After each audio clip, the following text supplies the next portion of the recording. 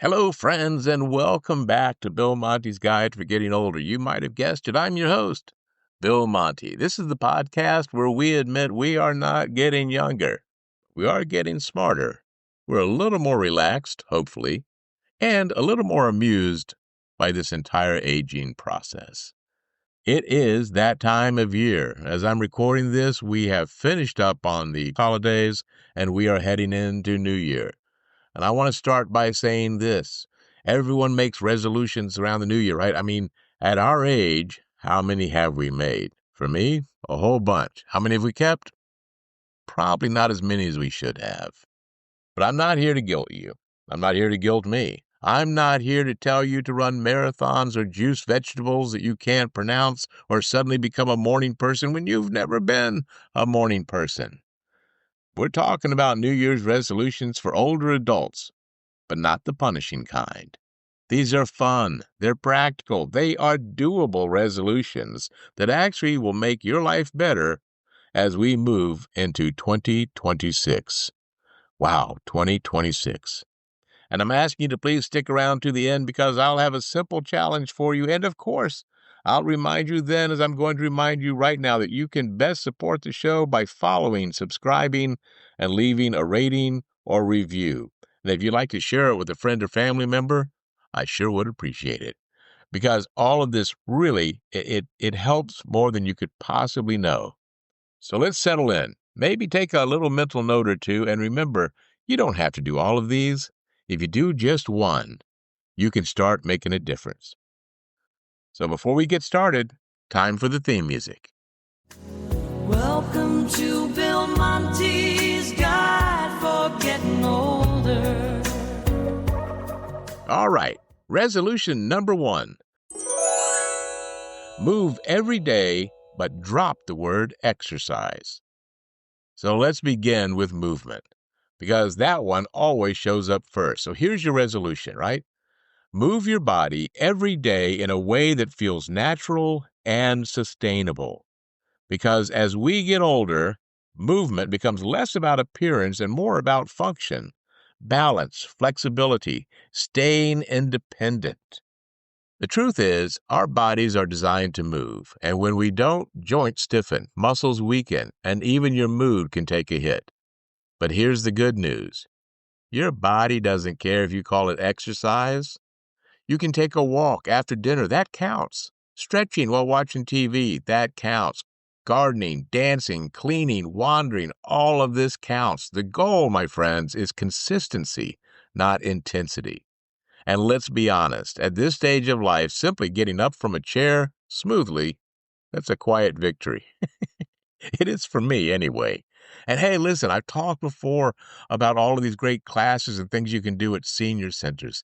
Get yourself to a senior center and find out if they teach something called Tai Chi for arthritis. There's also Tai Chi classes for making sure that you're steady and you're not falling, because that's also something we need to be concerned about as we age.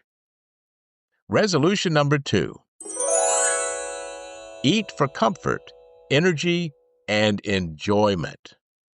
Eat in a way that supports how you want to feel, physically and emotionally. Because as we get older, our relationship with food changes. Things that once felt effortless suddenly have consequences. And this isn't about strict diets or food rules. Who wants that? Who needs that? If you've got health problems, blood pressure, whatever it might be, yes, we need it. But it is about noticing patterns. Which foods make you feel energized? Which ones leave you sluggish or uncomfortable? Older adults benefit from steady energy, stable digestion, and nourishment that supports muscles, bones, and brain health. But here's the key. Food should still be enjoyable. Eating well does not mean you have to eliminate the pleasure of it all. It means choosing it wisely and choosing it often. Because if food becomes a source of stress, then you're missing the point entirely. Resolution number 3. Treat sleep like a necessity, not a luxury. Protect your sleep like it matters, because it does. Here's a fact. Sleep changes as we get older. When I was younger, I used to get up for work at 6:30 in the morning, I had to be at work by 8 o'clock. I worked until 4:30. I went home, changed, went to a park, ran a couple of miles, came back, went out for the night, got home about 3 o'clock in the morning, slept for 2 hours, 3 hours, got up and did it all again. And I always felt so rested. Now I can go to bed at 9:30, sleep until 8:30 the next morning, and I wake up feeling exhausted. Because sleep changes as we get older. Lighter sleep, earlier mornings, middle of the night wake-ups. Oh, yeah. It's all part of the deal. But quality sleep, or not getting it, affects memory, mood, immune function, balance, and patience. Or everything. This year, commit to a wind-down routine. Create signals that tell your brain, we're done for today. Dim the lights. Turn off the news. Step away from the phone, unless you're listening to Bill Monty's Guide for Getting Older on it. Sleep isn't wasted time. It's the time that your body, your mind, and your spirit get to restore. One of the things that I received for Christmas this year was a smartwatch. It actually lets me know how I slept during the night. This is kind of cool, right? So it tells me how long I slept. It tells me how long I was in a deep sleep, a light sleep, when I was awake. And frankly, looking at it, I'm a little concerned. I'm not sleeping all that well. The tossing and turning my wife tells me that I do. Apparently, I do it like a kung fu master, more like an episode of The Karate Kid or Cobra Kai than getting restful sleep. So hopefully the watch will help make a difference. Resolution number 4.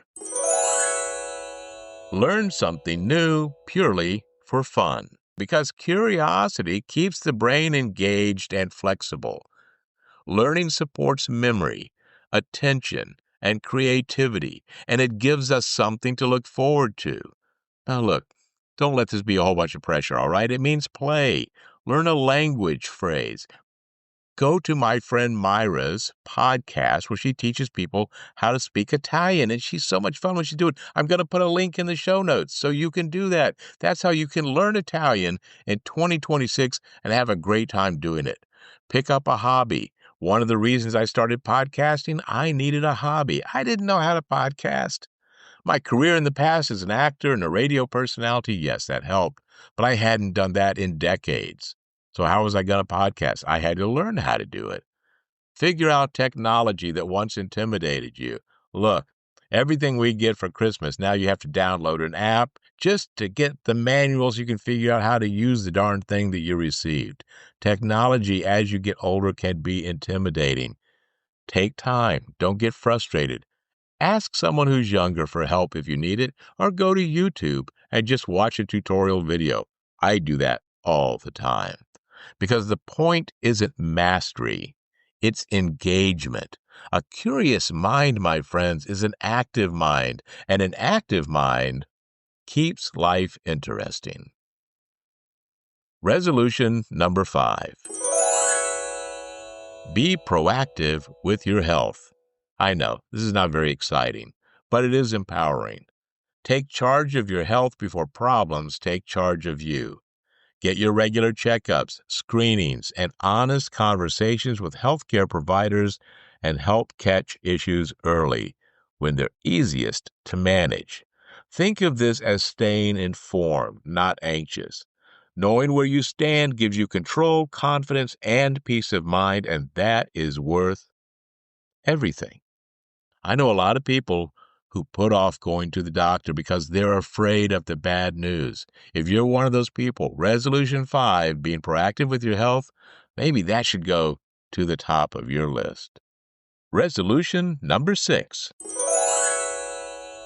Invest in friendships intentionally. Make connection a priority. As we age, friendships don't just happen anymore. They require intention. Strong social ties improve emotional well-being, reduce stress, and even support cognitive health. So call your friend, send the message, schedule the coffee, the breakfast, the lunch. Connection is not about quantity, it's about quality. And it's one of the most important investments that you can make. Resolution number 7. Simplify your surroundings. Simplify your space, one small area at a time, because clutter is not just physical, it's mental. Do you sit around, do you look at the house, do you look at your bedroom, your room, and you think, wow, didn't used to look like this. Why, it's kind of a mess around here. Reducing excess makes daily life calmer, safer, and easier to navigate. And you don't have to do it all at once. Start with one drawer, one shelf, one corner. Keep what serves you now, not what served you 20 years ago. Remember, while it might be important to you, your kids don't want to have to deal with it when you're not enjoying it any longer. Let your space support the life that you're living today. Resolution number 8. Laugh daily and on purpose. Laugh every single day. Why? Well, because laughing's fun, for one thing.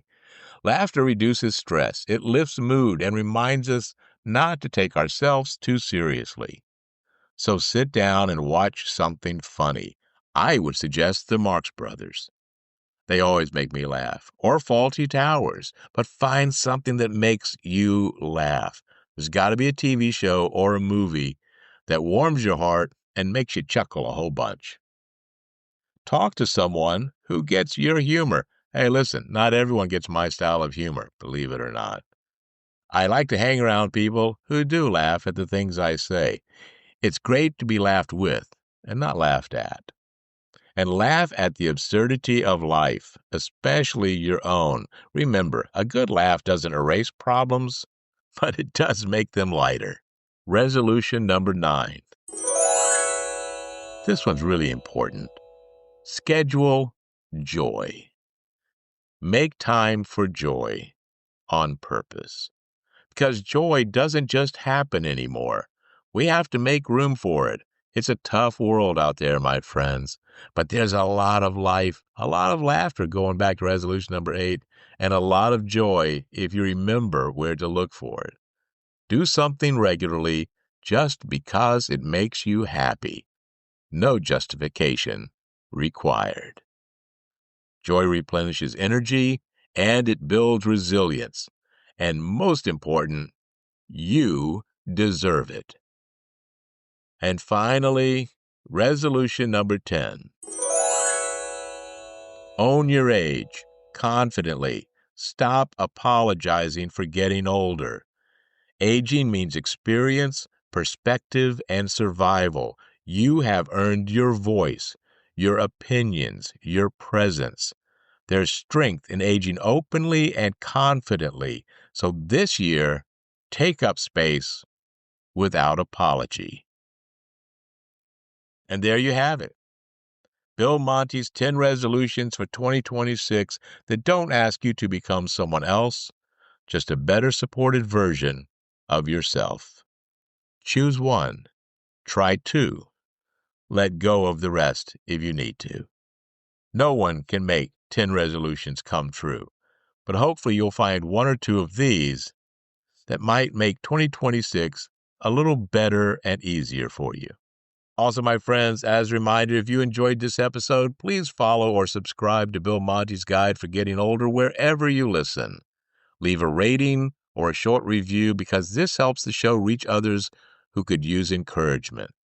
And a reminder, getting older is still joyful. And if someone you know would enjoy this conversation, share the episode with them. I thank you for listening, as always. And until next time, remember, laugh often, live well, be safe, and be kind. And Happy New Year. If it's warm outside but you're feeling colder, not sure what to do without a friendly shoulder, you're not alone, so start feeling bolder. Welcome to Bill Monty's Guide for Getting Older. Hi, this is Bill Monty, inviting you to take a talk down memory lane on the podcast Tales from South Florida, where we dive into the people, places, and events that make our corner of the Sunshine State unlike any place, anywhere. So sit back, grab your headsets, get a slice of key lime pie, and come along for the ride.